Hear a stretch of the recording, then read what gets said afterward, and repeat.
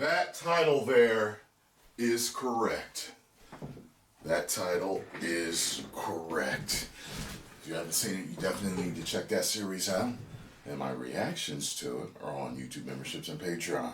So check that out.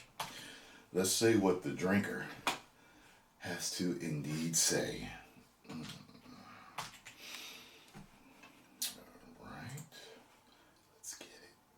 So it's no secret that Game of Thrones didn't exactly stick the landing when it came to its final season. In fact, it's basically gone down as one of the most disastrous fuck-ups in entertainment history, taking one of the most wildly popular shows of all time and turning it into an absolute laughingstock. Really? This failure, combined with the cancellation of the Blood Moon spin-off and George R.R. Martin's petulant refusal to finish his Song of Ice and Fire series, pretty much killed off most people's enthusiasm for the world of Westeros. Needless to say, excitement wasn't exactly at fever pitch when the announcement came in for House of the Dragon, a prequel series set hundreds of years before the events of Game of Thrones. To most of us, it looked like just another vanity project to keep George from doing the one thing that everyone actually wanted him to do, while squeezing a bit more money out of the jaded Game of Thrones fan base. And when that first trailer came out with some not-so-subtle hints about the show's political overtones, a woman would not inherit the Iron Throne,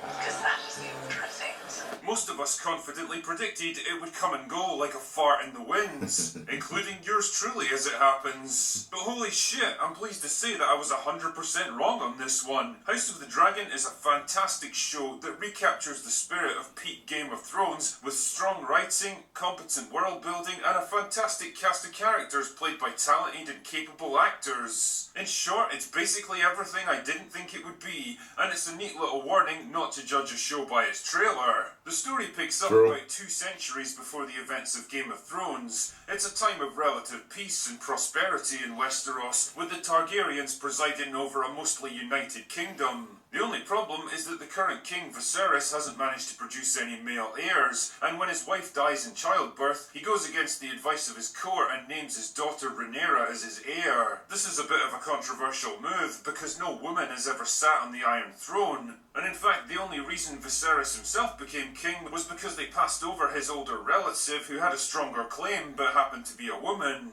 Anyway, there's a sizable contingent of lords who don't support his choice, not to mention his own brother Daemon, who sees himself as a stronger successor, but Viserys is like, nah, it'll be fine. He's basically a good man who tries to do the right thing, but unfortunately the same qualities that make him a good man also make him a pretty bad king. He's short-sighted, easily swayed by others, and blinded by his love for his family. His failure to take decisive action allows grudges and rivalries to fester, minor problems to grow into larger ones that have to be dealt with later, and fosters animosities that will eventually tear the kingdom apart in civil war. Complicating things even further are his strained relationship with Rhaenyra, who grows increasingly rebellious and difficult to manage as she gets older, his new wife, who finally bears him male heirs, calling his earlier choice of successor into doubt, his estranged brother Daemon, who goes rogue and starts a war that he can't win, setting himself up as a dangerous rival, other noble houses plotting and scheming to get themselves into positions of power and influence, his own advisors and subordinates who may or may not have his best interests at heart, and ultimately his own failing health as a mysterious disease slowly eats away at his body. Needless to say, there's a fuck ton of stuff going on in House of the Dragon, and honestly, it would probably take me hours to properly recap everything that happens in this show, but for the sake of this video's length and my own sanity, it's probably enough to say that House of the Dragon does a really effective job of establishing and building up its world, and the various characters and factions that live in it. And it's interesting, because this show goes about things in a very different way to its predecessor. Game of Thrones grabbed you with the very first episode, quickly setting up ominous mysteries, external threats, shocking events, and internal strife in the world of Westeros. This was a world still reeling from decades of brutal dictatorship, violent civil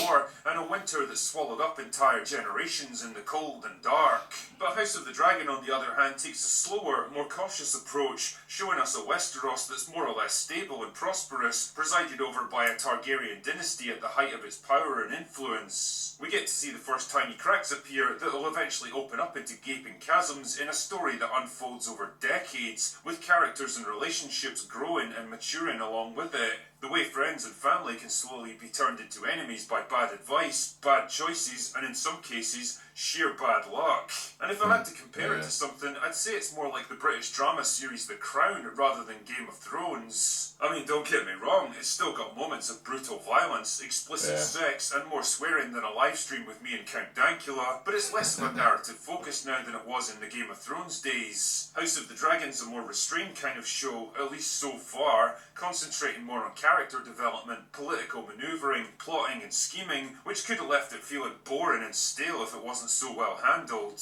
The characters are superb and really benefit from all that extra screen time, each new episode revealing more layers to their personalities and motivations as the years pass. Rhaenyra gradually changes from a bratty and rebellious teenager into a mature and intelligent woman, a mother and princess who takes both responsibilities seriously. Still scandalous though. Restraint and compassion, even as circumstances push her closer to war. Her childhood friend Alicent develops from a wide-eyed innocent child into a more jaded and cynical queen, worn down by her husband's declining health and the manipulations of others. She's not an outright antagonist, but you can totally see why she's being pushed in that direction. Daemon, meanwhile, is the classic loose cannon, ruthless, cocky and impulsive, acting on his own initiative and usually causing problems that other people have to solve for him. It would be easy to label him as an outright villain who manipulates everyone else for his own benefit, but again, the script takes the more interesting road and actually shows a more mature, caring side of him as time passes. All of these characters are helped along by excellent performances across the board,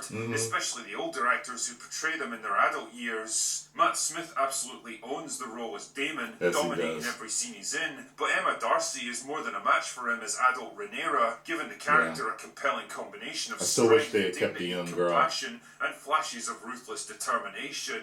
But goddamn, it's Paddy Considine who absolutely steals the show as Viserys, a flawed but good man trying his best to hold his family and kingdom together while wrestling with his own failing health. Each time jump sees him get progressively After you watch this, go look up pictures of Bret Hart now.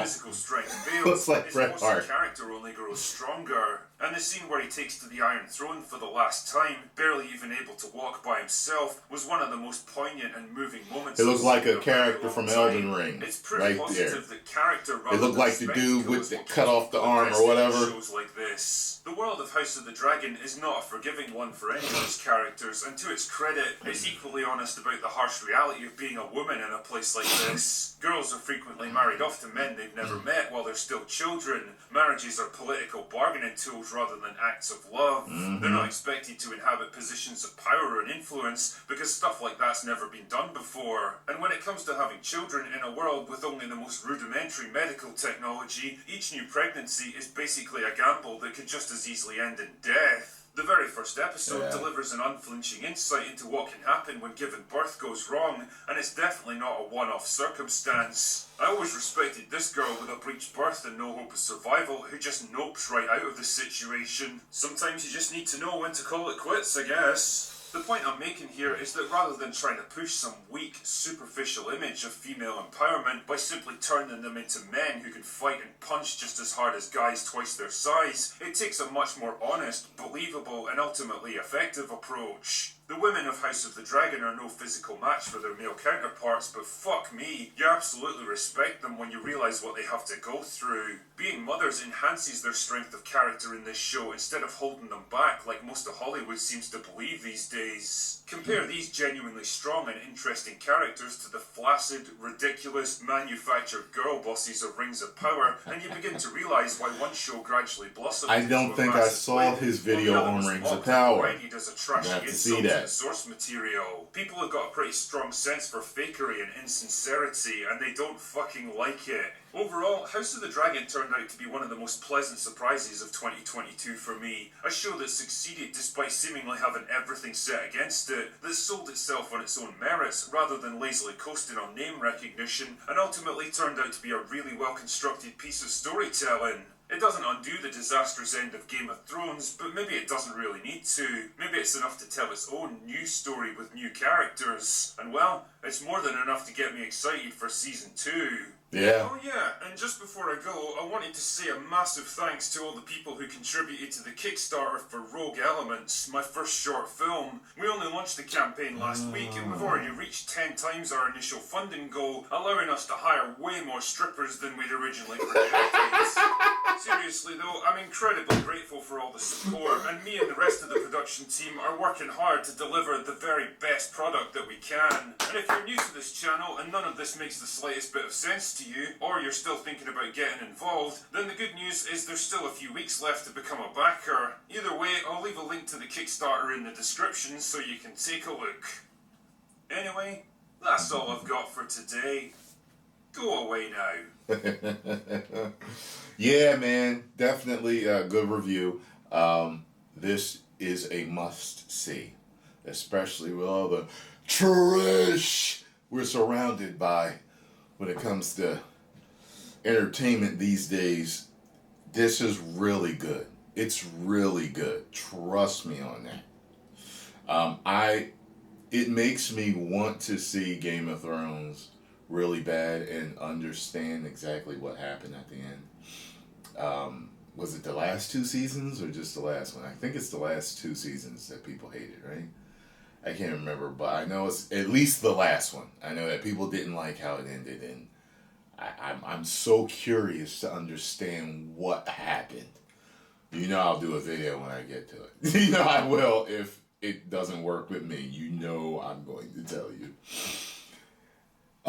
Make sure you go subscribe to The Critical Drinker. Tell them Tyrone Magnus sent you. If you enjoyed my reaction and thoughts, make sure you hit the like button, subscribe, and share. 10 million subscribers. Woo!